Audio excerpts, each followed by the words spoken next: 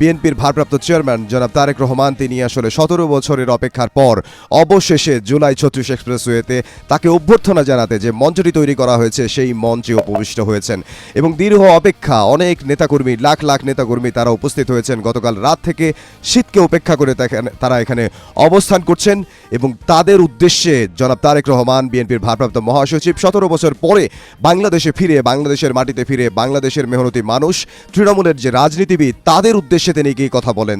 আমার সামনে উপস্থিত প্রিয় ভাই ও বোনেরা এবং মিডিয়ার মাধ্যমে সমগ্র বাংলাদেশ থেকে যারা দেখছেন এই অনুষ্ঠান, প্রিয় ভাই বোনেরা, প্রিয় মা বোনেরা, আসসালামু আলাইকুম।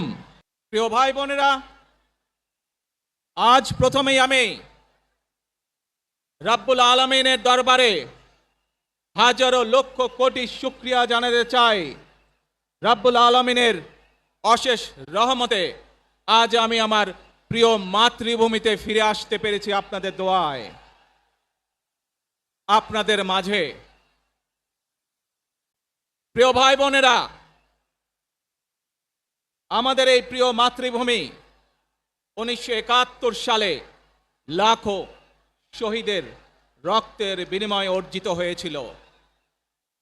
ঠিক একইভাবে ৭৫ আবার ৭ই নভেম্বর আধিপত্যবাদীদের হাত থেকে রক্ষার জন্য সেদিন সিপাহী জনতার বিপ্লবের মাধ্যমে আধিপত্যবাদের হাত থেকে দেশকে রক্ষা করা হয়েছিল। একইভাবে পরবর্তীতে ৯০ স্বৈরাচারের বিরুদ্ধে এদেশের জনগণ, এদেশের খেটে খাওয়া মানুষ তাদের গণতান্ত্রিক অধিকারকে ছিনিয়ে এনেছিল। কিন্তু তারপরেও ষড়যন্ত্রকারীদের ষড়যন্ত্র থেমে থাকেনি। আমরা তারপর দেখেছি ২০২৪ সালে, ৭১ সালে এই দেশের মানুষ যেমন স্বাধীনতা অর্জন করেছিল, ২০২৪ সালে এদেশের ছাত্র জনতা সহ সর্বস্তরের মানুষ, কৃষক, শ্রমিক, গৃহবধূ, নারী, পুরুষ, মাদ্রাসার ছাত্র সহ দলমত নির্বিশেষে, শ্রেণী পেশা নির্বিশেষে সকল মানুষ সেদিন ২০২৪ সালের ৫ই আগস্ট এই দেশের স্বাধীনতা এবং সার্বভৌমত্বকে রক্ষা করেছিল। প্রিয় ভাই বোনেরা, আজ বাংলাদেশের মানুষ কথা বলার অধিকার ফিরে পেতে চায়। তারা তাদের গণতান্ত্রিক অধিকার ফিরে পেতে চায়। বাংলাদেশের মানুষ চায় তারা তাদের যোগ্যতা অনুযায়ী ন্যায্য অধিকার পাবে।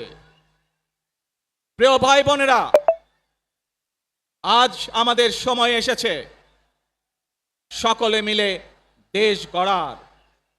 এই দেশে যেমন পাহাড়ের মানুষ আছে, এই দেশে একইভাবে সমতলের মানুষ আছে। এই দেশে মুসলমান, বৌদ্ধ, খ্রিস্টান, হিন্দু সহ বিভিন্ন ধর্মের মানুষ বসবাস করে। আমরা চাই সকলে মিলে এমন একটি বাংলাদেশ গড়ে তুলব আমরা, যেই বাংলাদেশের স্বপ্ন একজন মা দেখেন, অর্থাৎ একটি নিরাপদ বাংলাদেশ আমরা গড়ে তুলতে চাই। যে বাংলাদেশে একজন নারী, একজন পুরুষ, একজন শিশু যেই হোক না কেন নিরাপদে ঘর থেকে বের হলে নিরাপদে ইনশাআল্লাহ ঘরে আবার ফিরে আসতে পারে। প্রিয় ভাই বোনেরা,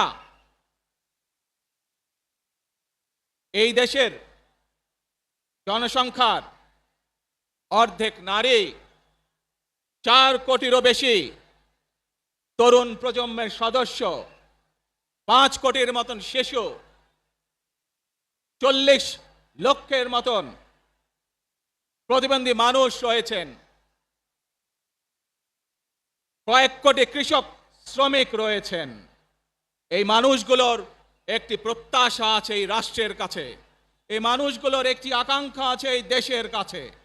আজ আমরা সকলে যদি ঐক্যবদ্ধ হই, আজ আমরা যদি সকলে প্রতিজ্ঞাবদ্ধ হই, তাহলে আমরা এই লক্ষ কোটি মানুষের সেই প্রত্যাশাগুলো পূরণ করতে পারি ইনশাআল্লাহ। প্রিয় ভাই বোনেরা,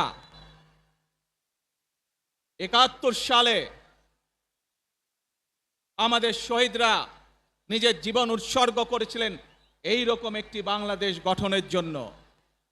বিগত 15 বছর স্বৈরাচারের বিরুদ্ধে শত শত হাজারো গুম খুনের শিকার হয়েছে শুধু রাজনৈতিক দলের সদস্য নয়, নিরীহ মানুষের প্রতিবাদ করতে গিয়ে অত্যাচার নির্যাতনের শিকার হয়েছে, জীবন দিয়েছে।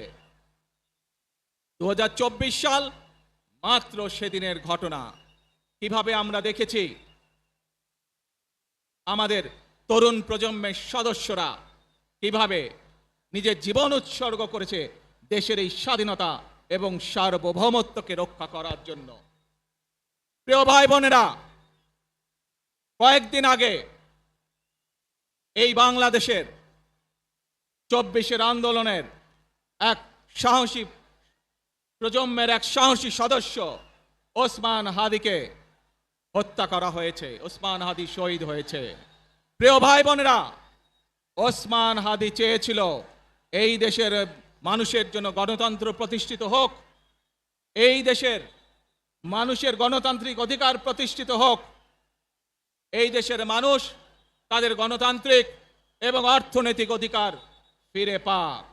আজ 24-এর আন্দোলনে যারা শহীদ হয়েছেন, ওসমান হাদি সহ 71-এ যারা শহীদ হয়েছেন, বিগত স্বৈরাচারের সময় বিভিন্নভাবে খুন গুমের শিকার হয়েছেন, এই মানুষগুলোর রক্তের ঋণ যদি শোধ করতে হয়, আসুন আমরা আমাদের সেই প্রত্যাশিত বাংলাদেশ গড়ে তুলব, যেখানে আমরা সকলে মিলে কাজ করব, যেখানে আমরা সকলে মিলে আমাদের প্রত্যাশিত বাংলাদেশকে গড়ে তুলব।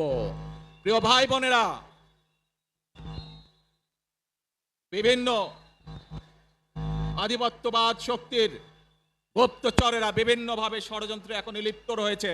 আমাদেরকে ধৈর্যশীল হতে হবে, আমাদেরকে ধৈর্য ধারণ করতে হবে। বিশেষ করে তরুণ প্রজন্মের যে সদস্যরা আছেন, আপনারাই আগামী দিন দেশকে নেতৃত্ব দিবেন, দেশকে গড়ে তুলবেন। এই দায়িত্ব তরুণ প্রজন্মের সদস্যদেরকে আজ গ্রহণ করতে হবে, যাতে করে এই দেশকে আমরা সুন্দরভাবে গড়ে তুলতে পারি। শক্ত ভিত্তির উপরে, গণতান্ত্রিক ভিত্তি, শক্তিশালী অর্থনৈতিক ভিত্তির উপরে যাতে এই দেশকে আমরা গড়ে তুলতে পারি। প্রিয় ভাই বোনেরা, আমার সাথে আজকে মঞ্চে এখানে বহু জাতীয় নেতৃবৃন্দ বসে আছেন। আসুন আজকে আমরা দুহাত তুলে আল্লাহর দরবারে দোয়া করে আল্লাহর রহমত আমরা চাই, যে সকল জাতীয় নেতৃবৃন্দ এই মঞ্চে আছেন, মঞ্চের বাইরে যে সকল জাতীয় আরো নেতৃবৃন্দ আছেন, আমরা সকলে মিলে এই দেশকে নেতৃত্ব দিয়ে আমাদের বাংলাদেশের জনগণের প্রত্যাশিত সেই বাংলাদেশকে আমরা গড়ে তুলতে চাই। আমাদেরকে যে